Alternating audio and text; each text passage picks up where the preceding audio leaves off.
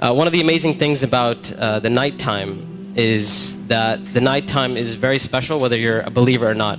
One of the things that psychologists often discuss is that nights are usually considered a spiritual time. So they talk about how usually people are more willing to share and they're usually more in touch with their feelings and their emotions at night. And this is why you see when people go out on dates and stuff like that, when do they usually go out? During the day or at night? So people are more likely to be in touch with their spiritual side and their feelings and their emotions.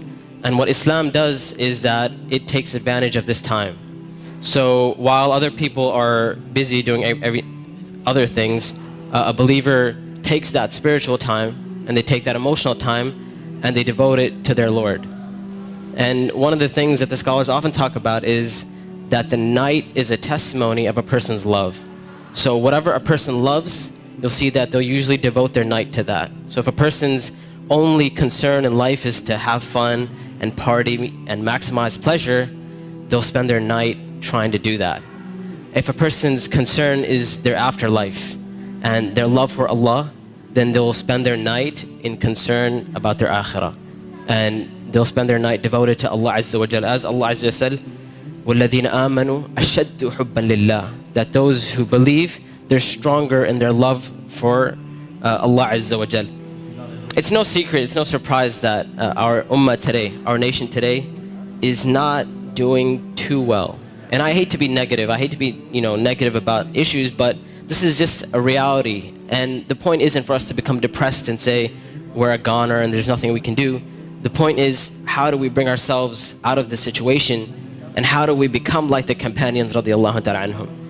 And this is why one of the things that is often said by the classical scholars and even scholars of our time is that if we want to rectify this ummah, if we really, really care about this ummah, we really want to change this ummah, then we will not be able to do it except that which changed the beginning of this ummah.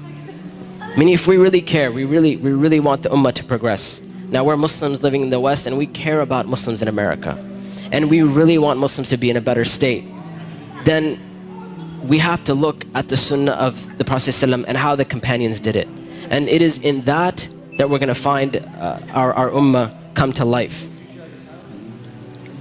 And the thing about the companions, like I mentioned, is that what they had and what is missing from our time is that attribute of going above and beyond the bare minimum. Ibn Abbas radiallahu ta'ala anhuma, he says about the companions, he said, I did not see a single companion. He said, I did not see a single companion except that they would take something from the night. Meaning they would pray some type of qiyam al-layl. And one of the most oft questions I get from young people is, you know what, my iman is just not doing too well. Like, I have a dip in my iman and I just don't feel it anymore. Or a lot of times people who start practicing Islam, they'll have this iman high and they're doing really, really well, and then a time will come where they'll be like, it just doesn't feel the same anymore. Or a lot of times reverts and converts will say, when I first became Muslim, it was the most amazing experience of my life, and I want that back. I want that experience back. And one of the first questions I ask these people is, how is your connection with Allah? How is your qiyam al-layl? When was the last time you got up in the middle of the night or in the last third of the night to pray to your Lord? And if the answer usually is, well, I don't really do that. I just try to do my 5 daily prayers. I'm just happy if I can get that in. And I tell them, I say, listen, if you're cutting off your connection with Allah, how are you going to get better? You can't expect your iman to just get fixed all of a sudden on its own. It's not going to happen. You have to take steps for you to become a better Muslim. You have to take steps to reach that level of iman. When it comes to qiyam al-layl, one of the advices I often give, and I give this advice because this was the advice given to me by my teachers, is if you want to pray qiyam al-layl, all you have to do is just try it. And I'm not talking about spending a third of the night praying or half of the night praying. I'm saying get up 10 minutes before fajr. Just 10 minutes before fajr. And we know the Prophet ﷺ told us that it is the last third of the night where Allah Azza wa Jal comes down to the lowest parts of the heaven and He asks, He says, which one of my servants is seeking my forgiveness that I may forgive them? And which one of my servants is seeking my mercy that I may be merciful for them?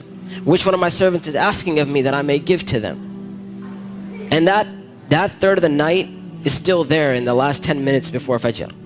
So all I'm saying is wake up 10 minutes before Fajr. Not an hour, not 2 hours before Fajr, 10 minutes before Fajr. And try and pray Qiyamul Layl. And experience this amazing spiritual nature that Allah Azza wa Jal has given us. This blessing that Allah Azza wa Jal has given us. And when you get up in the night, number one, you'll see your heart transform. You'll feel your heart unlike you've ever felt it before. And I know a lot of us, and this is a problem which is very, very common, where we look at Islam and all we see is a bunch of things we have to do. And we're missing that spiritual side of Islam. We're missing that connection with Allah and our Creator. And I tell you that if you're seeking that connection, then get up and pray Qiyamul Layl. You will see your heart transform. You'll see this tranquility and peace that Islam is supposed to be. You know, people talk about Islam. Islam means peace and all that kind of stuff. If you really want to experience that, get up in that last third of the night. Get up for 10 minutes and you will see that peace and tranquility descend upon you.